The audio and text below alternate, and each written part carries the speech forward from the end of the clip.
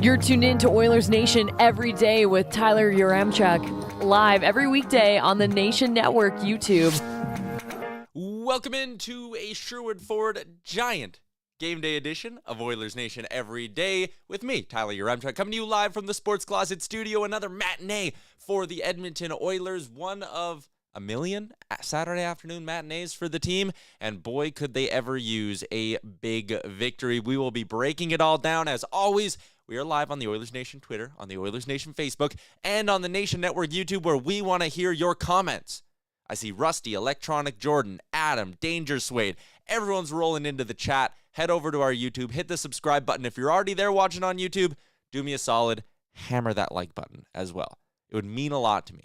I see there's 12 of you already chomping at the bit for the show. Just hit the like button while you're here. It's super easy. All right, Oilers Panthers. We're going to start things on a positive note. The Oilers win today.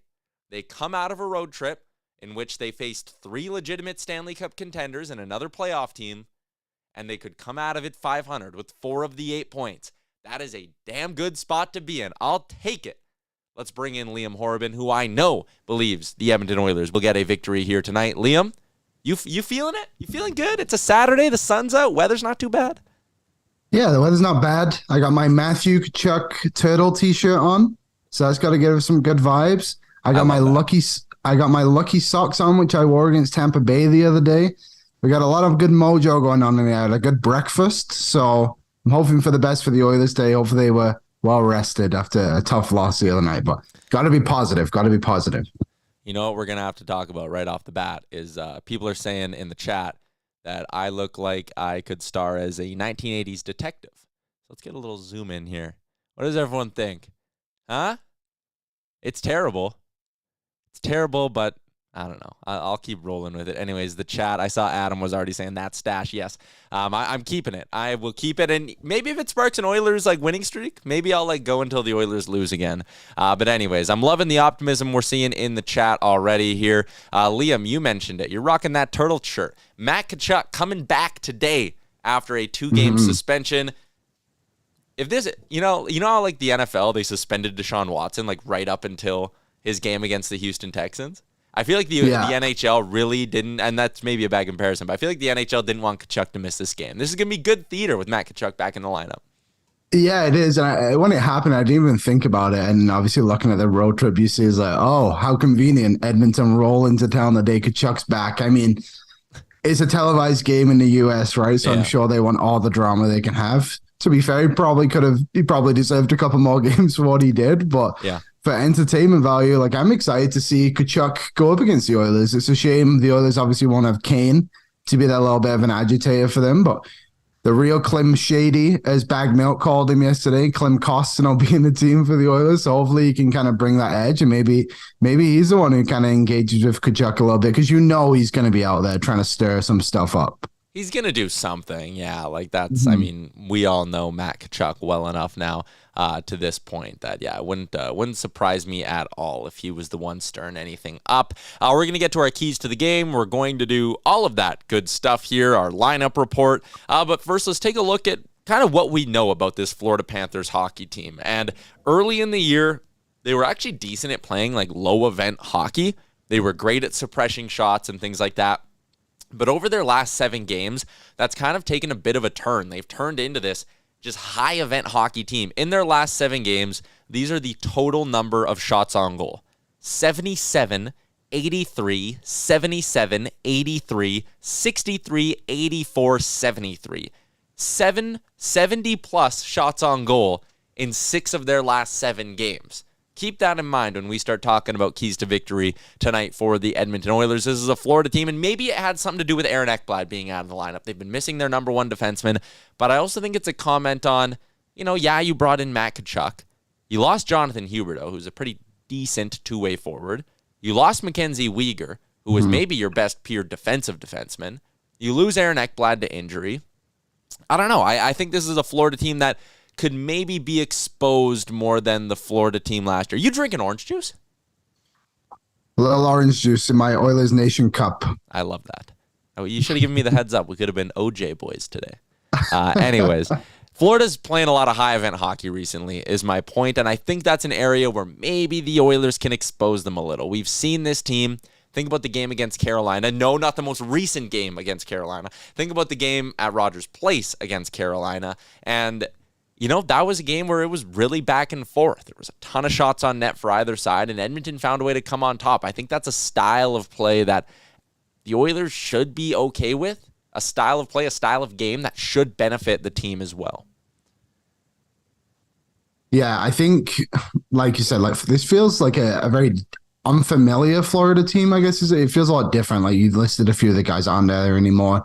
But you look at some of the teams they've been playing recently, and Aaron Ekblad should be back tonight, right? That's pretty much confirmed. So you look at the teams, they've played in the last 6 or 7. You got something? No. Keep going. Okay. They've not played a lot of difficult teams, and they've been losing. They lost to Arizona. I believe they lost to Philadelphia too. They're not losing to they're not beating really good teams. I think on paper, yes, Florida looks like a good team, and they are a good team, don't get me wrong. But I think this is actually a really good chance for the Oilers to get a big momentum win again and go 2-0 in Florida. People saying 70 plus, that's unreal. That it's 70 total shots, between Florida and their opponent. That was to illustrate that it's a lot of back and forth hockey, not a lot of dump and chase. Florida loves throwing the puck on net, and lately they've been prone to giving up a lot of shots. Look at their last game. It was against Carolina earlier in the week. They gave up 40 shots. Granted, Spencer Knight stopped every single one of them, but they still gave up 40 shots. Yeah, it's a 70-plus combined shots on goal. Can you imagine if Florida was actually putting up more than a shot per minute on a regular basis? That would be rather insane. Like a little junior B game in Hinton or something like that. Yeah, for one team's just way better than the other one. Yeah. All right, let's take a look at the chat here. Adam says it's greasy. I love it. I know what he's talking about, but I'm going to pretend you're talking about the game. The Oilers are going to need a really greasy effort tonight against the Florida Panthers. I mean, we joked about this with Bag Milk, but they lose the games that are supposed to win. They should have beaten Washington. They should have beaten Carolina. They win the games they're supposed to lose. The game against Tampa, second of back-to-backs, that's one where at the beginning of the season, when you kind of, look through the schedule real quick, you kind of see, that's a scheduled loss. Second of back-to-backs against a rested Lightning team. You find a way to win that game. So, I mean, today I don't know what I'm expecting, but I would certainly hope it's a better effort from the Oilers. And credit where it's due, this is a team that, for the most part this season, have they really had back-to-back poor efforts. Against Vancouver, start the season, that was a good game. Against Calgary, I thought they played pretty good. Against Buffalo, they got goalied. They played fine in that game. Carolina was a good game. St. Louis was poor. They bounced back with a win against Pittsburgh. They beat St. Louis. They beat Chicago. They were on that nice little 4 or 5 game winning streak. They have a bad game against Dallas. Maybe the Dallas-Washington games back-to-back are the two where you could look at and be like, okay, that was 2 where they definitely needed to be better. But aside from that, I actually think this team's been pretty good at putting their poor performances behind them. Yeah, they have been. They've done a good job of bouncing back. The issue is sustaining that success. Yes, we saw the 5 game win streak, but I don't know. Besides that, there's just been so many ups and downs, like a toilet seat, as old Ken Holland likes to say. So yeah, tonight this afternoon, I guess, 2 hours away. I don't really know what to expect. I'm expecting them to play well. I think that's something to expect. I think it's important. We've said this for the past week, maybe even longer. Depth guys have really got to show up for this team, and I'm not talking about Hyman and Nugent Hopkins, Poyavi, Fogle. Those guys got to step up, and they've got to contribute in a big way. And credit to Fogle, I think he's actually played really well on this road trip. Maybe not quite Washington, but played well against Tampa Bay, got the goal, obviously, made that big block at the end of the game, played well on the penalty kill. Again, who did they play the other day? Carolina, he had that good chance going in on the goal, forechecking hard. That's all you need from him. We're not asking him to score 30 goals a season. We're asking him to just contribute positively, is I guess a big way to put it for all these guys right now. Just small steps, I guess. And Puljujarvi, he's playing with McDavid. Eventually he's got to start producing. I do believe he will. So those are 2 guys. I think Skinner will play well today. I mean, if Skinner really let us down all this season, I don't think we can say there's one game where it's oh, that wasn't great. You look at the Washington game, the penalty kill was horrendous. Yeah. He's been our rock, and I'm excited to see him play, and I think they've got to roll with him a little bit here. So let's get into the goaltending matchup tonight. It's Spencer Knight against Stuart Skinner. Spencer Knight, 5-1-0, 2.18 GAA, 925 save percentage. Skinner has equally impressive numbers, but he's allowed 9 goals against in his last 2. Like you pointed out, though, a lot of that coming when the Oilers were shorthanded, and that idea of it sparked me to go take a look at the 5-on-5 numbers between these two, and man, Skinner and Knight have been 2 of the best goalies in the NHL. Of the goalies who have played at least 250 minutes at 5-on-5, Skinner is second in save percentage. Knight is 6th. Skinner is second in high danger save percentage. Knight is second in high danger save percentage. Skinner's 3rd. So even when these guys are facing a ton of grade A opportunities at 5-on-5, they're bailing their teams out more than pretty much anyone in the NHL. I think Carter Hart's the only one with better numbers than that. Skinner is 4th in 5-on-5 goals saved above average. Knight is 11th. These are 2 goalies who are just playing some fantastic hockey right now. So again, while both these teams might be inclined to go run and gun, and if that is the way the game plays out, it's probably going to come down to which goalie stops the most 2-on-1s and breakaways. And I think, honestly, if you're Edmonton right now, you might be okay with that. Like, as much as you want to start playing a good system and things like that, I don't hate the idea of just going back and forth and seeing if Skinner can win you one. I think I agree. Like, the Oilers need to get into a bit of a system, but also I don't think just trying to win a hockey game is such a bad thing either. Like, no matter what it takes, just try.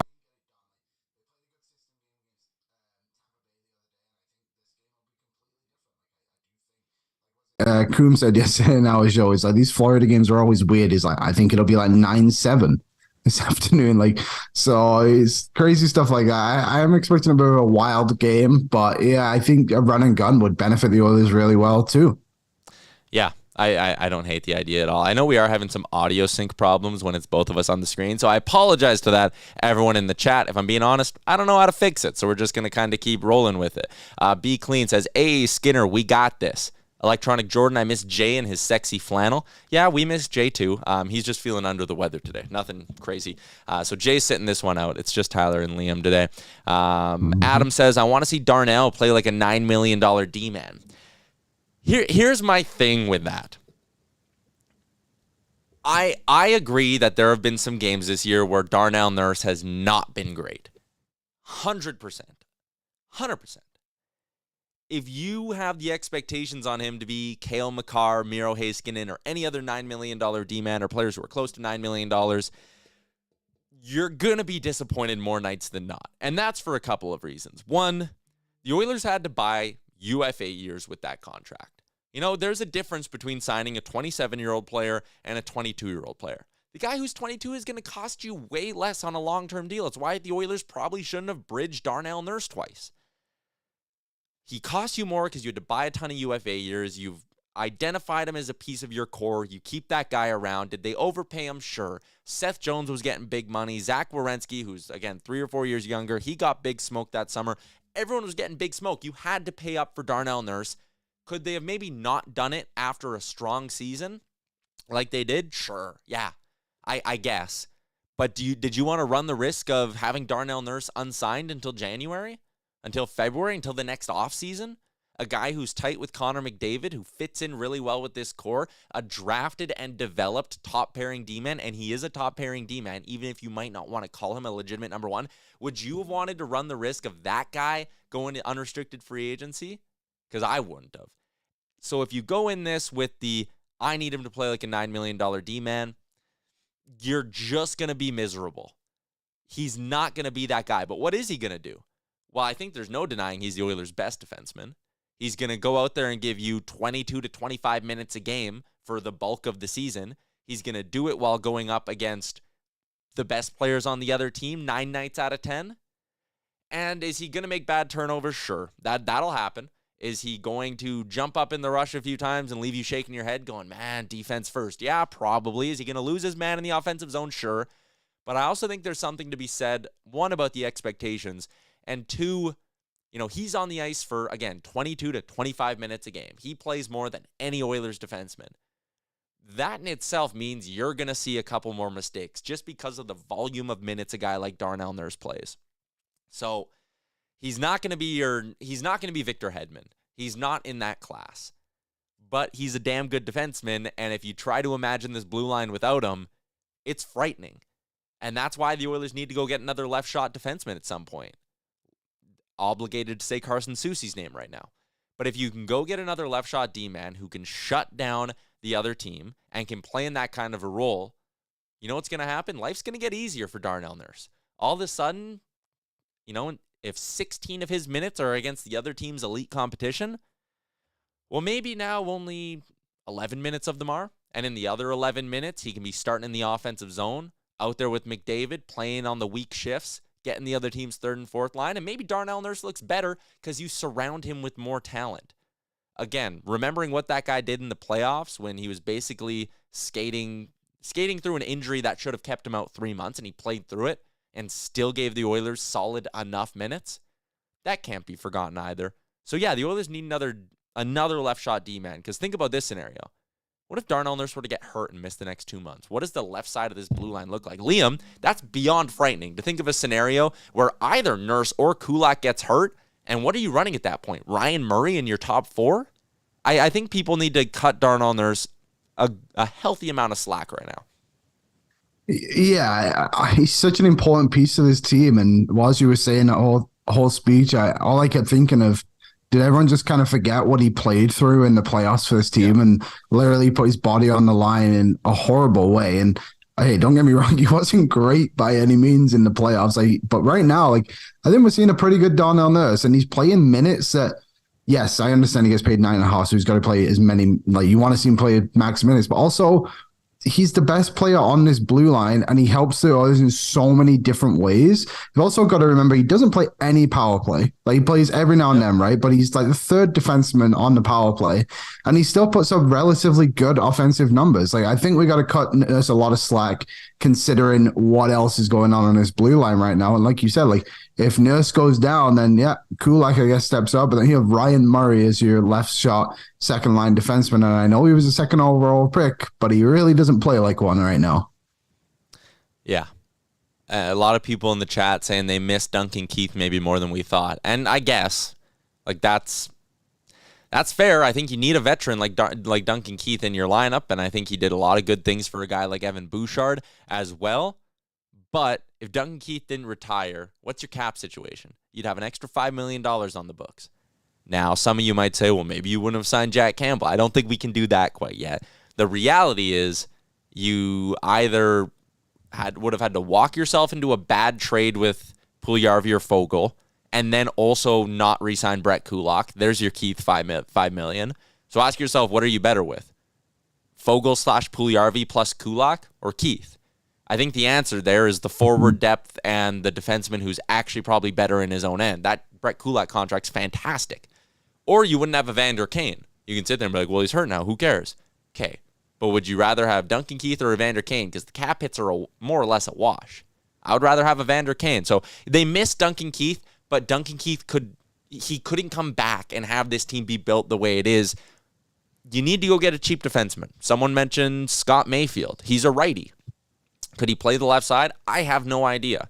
Carson Soucy's the best fit. Everyone knows that. Someone in the chat here, Carson Soucy and Jordan Eberle for Broberg, Puljujarvi, and Barrie. That's way too much. Way too much to give up. Oh, porn bots. Got to get those out of there. Anyways, maybe the porn bots have a better trade proposal than that. But no, the point being here, you can't give up Broberg plus for a rental. I think a deal for Soucy's for picks, or it's for a lower end prospect. But that's way too much. That is way too much of an overpay. McKay says, I think Broberg would be enticing for them, and they would do it. That was in response to Rusty. Did Rusty throw... He just said, I don't think Seattle would go for that. See, and I think that's too much. You got to remember, Soucy's a UFA at the end of the season, $2.7 million. Jordan Eberle at this point in his career is an overpaid veteran scoring winger. Those guys they don't cost you that. And Eberle has term, and Eberle's cap hits high. So if you're moving out Barrie, it needs to be for a situation that makes your cap hit easier because you're sacrificing an everyday NHL blue liner who helps out on your power play and things like that. So you can't just dump Barrie for a contract that's worse than Barrie's. That just wouldn't make sense either.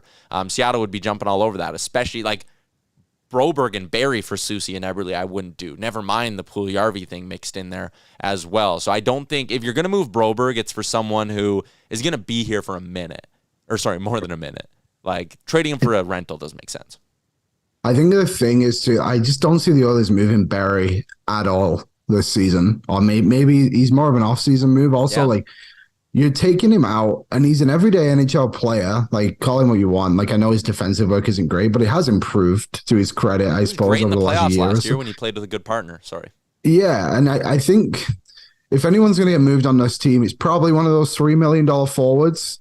It just makes more sense. The depth up front is right there for the team. And like, I know Janmark's first game wasn't great, but he is an NHL player and he could fill in your bottom six if you did move a Fogle hypothetically. There's just improving the blue line doesn't mean moving somebody out from this blue line. It means just adding to the blue line. Like, you essentially need to replace Ryan Murray is kind of the goal for this team right now. You need to replace Ryan Murray or Niemelainen and whoever it is on that bottom pair and whatever night. That's the position they need to fill the void in. It's not trading Barry. It's not trading Bouchard. Like, it's just finding the stopgap until you get to the offseason and you can fill it better when you have more cap space. Well, it's exactly what they did with Kulak. They do exactly what you did with Kulak last season is what they need to do this season again. Yeah. I think you're 100% right. You're out there looking for Brett Kulak 2.0, and you're getting a good bottom six centerman or a third line centerman. I won't even call the target a bottom six centerman. Third line, established centerman, and a D-man. We know what this team's goals are at the trade deadline already, and we're 4 months out of this thing. Rusty says, I don't think we should move Yamo or JP. Yeah, I think you do need to, when you draft and develop young talent, you can't just be itching to pull the trigger to get rid of them. Look at how a team like Tampa Bay's been built, right?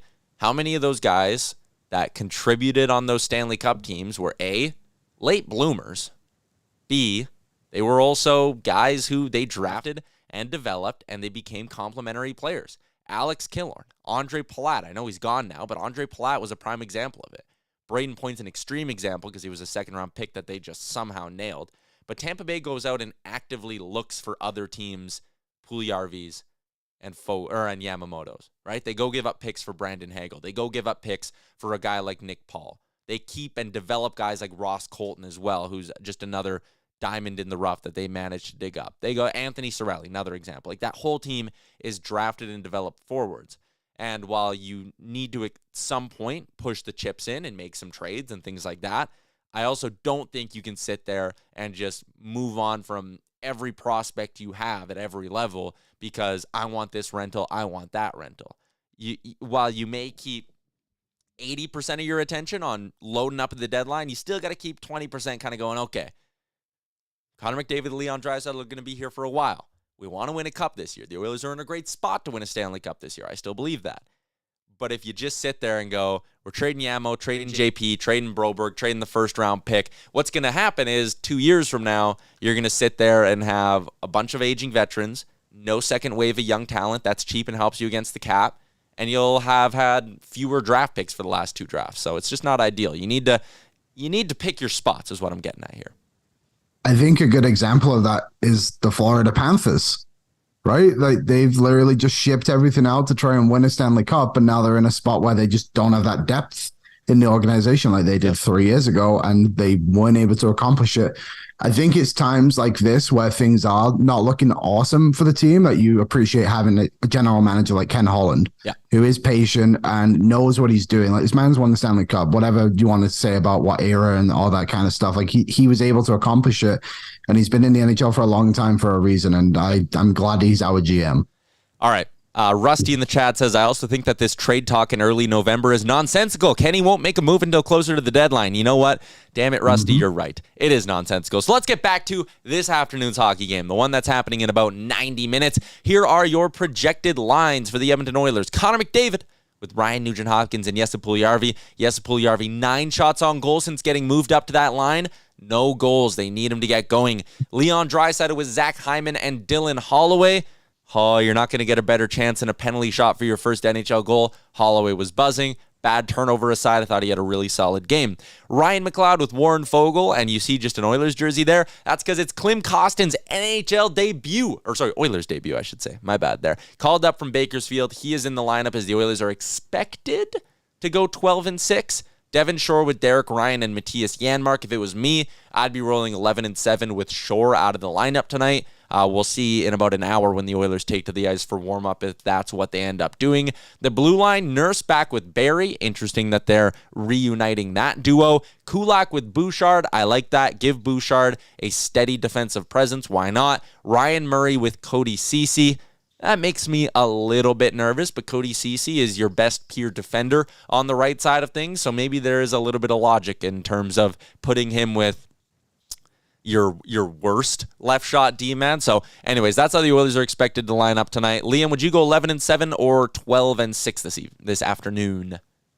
I think I honestly would go 12-6 and just see what these lines roll with. Like, I think Janmark and Ryan have got that offensive capability to maybe help Shaw out. Shaw hasn't been great the last couple of games, so I can understand why you would do that. But also, I think this blue line is better right now, maybe with just 6 guys rather than rotating in Niemelainen and Murray. You know what I mean?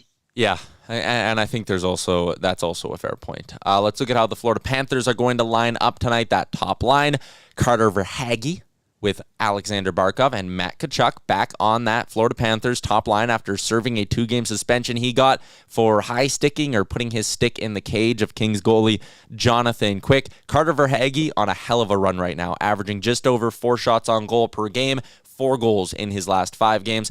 Anton Lundell, sophomore, playing in his second season in the NHL. He's on a line with Ryan Lomberg and Sam Reinhart. Sam Bennett with Colin White and Eetu Luosterainen.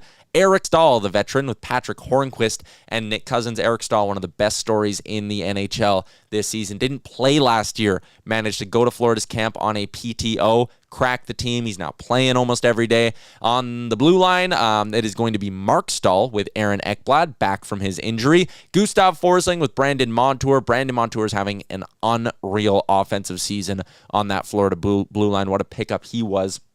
Josh Mahura, St. Albert, Alberta product, playing with Radko Gudas, and Spencer Knight is getting the start between the pipes. This is a Florida team, Liam. Like, you just look at this group here.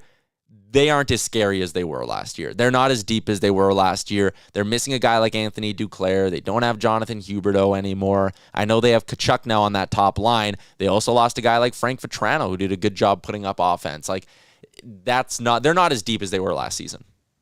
No, they're not. They're not as scary as they used to be the last couple of years. And they, like we said, like they went all in the last couple of years to try and win it all. And still a very good team that shouldn't be underestimated. But the Oilers have a good chance to win today. And I think honestly, they're probably the better team.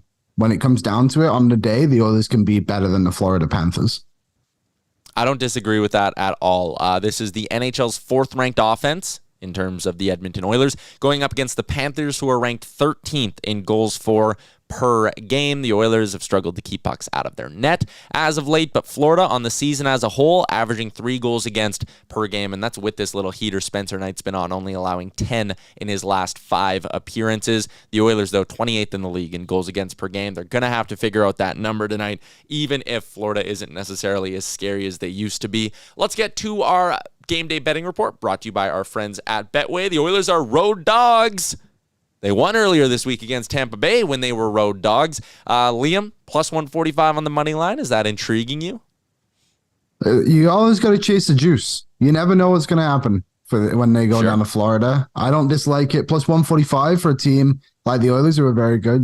Maybe you got to chase that a little bit.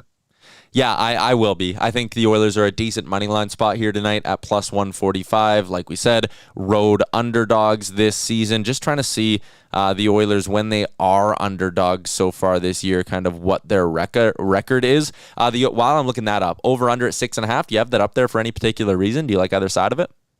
I kind of like the over. Like, I know the number isn't great, the payout isn't awesome, but I can feel the goals coming for some reason. And I know we've spoke about how good Spencer Knight and Stuart Skinner are at 5-on-5, but I feel like the Oilers are a pissed off team. Maybe they can come out and bang a couple of goals and then kind of prove everybody wrong a little bit from what we've all been saying this past week about them. Yeah, why not? If for my recommended bets, you got to be hitting Connor McDavid to score. He's doing it every game. They're still offering it at plus money. That's too easy of a spot, in my opinion. I'm going to keep betting it until McDavid starts to go cold in the goal-scoring department. What else do I like this evening? I don't mind Zach Hyman to bounce back and nail his shot prop again, and I like the Oilers' money line. So those are the three I'll give to everyone. If you can find the Oilers to go like over 31.5 shots on goal as a team, I think that is also worth just taking a quick little peek at, But I think the Oilers have a decent shot here at winning this hockey game here tonight. Florida's won back-to-back, but that shouldn't scare Edmonton. Like I said, they rolled into Tampa Bay and found a way to win that hockey game earlier. Shout out to Betway 19+. Please play responsibly. Sherwood Ford, giant key to the game time. Liam, what do you got? Dictate the game. The Oilers need to be the ones control this game. I've said this for pretty much the last few pregame shows, to be honest, but we need to see an Oilers style of game, and they need to come out and they need to produce. Hopefully play well defensively. I think that's another key thing too. Like, even if you do concede a couple of goals early or like at bad times, just bend, don't break. Just keep pushing back. And like we've seen them do, and they can come back in any hockey game. So my keys to the game are play well defensively and dictate the game yourself. I don't hate that. For me, it's going to be make life difficult on Spencer Knight. He's playing good hockey. If you're one of those support role guys, Puljujarvi, Fogle, McLeod, whoever, even a Hyman, go hard to the net. Try to see if you can get a lucky one. Let Connor and Leon do their thing on the perimeter. You go make life as difficult as you can for this Panthers decor and for Spencer Knight. Florida will give up shots. Take the most of them. Throw a ton of rubber on net. Get a ton of bodies to the front. Chaos in the offensive zone. That means the game gets a little run and gunny. That's what happens. Stuart Skinner's been unreal at stopping high-danger shots. He's been unreal at 5-on-5 this year. Stay out of the box. Create chaos in Florida's end. Let the chips fall where they may. I think this is a game where, again, I'm feeling a little optimistic about the Oilers just because they played so poor against Carolina and they usually know how to bounce back. All right, Be Clean says it's a Hyman hat-trick day. Love that one. What else we got here? Adam says Pool Party should probably score a goal at some point. Just a thought. Hey, maybe tonight or maybe this afternoon. Elaine says Bouchard has been fighting it again this year defensively. My response to that, he's young. Give him some time. Come on now. All right. Liam, we wrap with a score prediction. I'm saying 4-2 Oilers. Shout out to Bag Milk. What are you saying? I will go 5-4 Oilers. I think that's what I said yesterday. 5-4 Oilers. There you go. That is going to be a wrap on another edition of the Sherwood Ford Giant pregame show. Shout out to Sports Closet as well. Got this beautiful Hyman jersey. Got the all-black lid. Got the nice retro hoodie as well. All that available. Sportscloset.ca. Thanks for tuning into the show today. Enjoy the game this afternoon. Enjoy your weekend. We'll be back with another edition of Oilers Nation every day on Monday.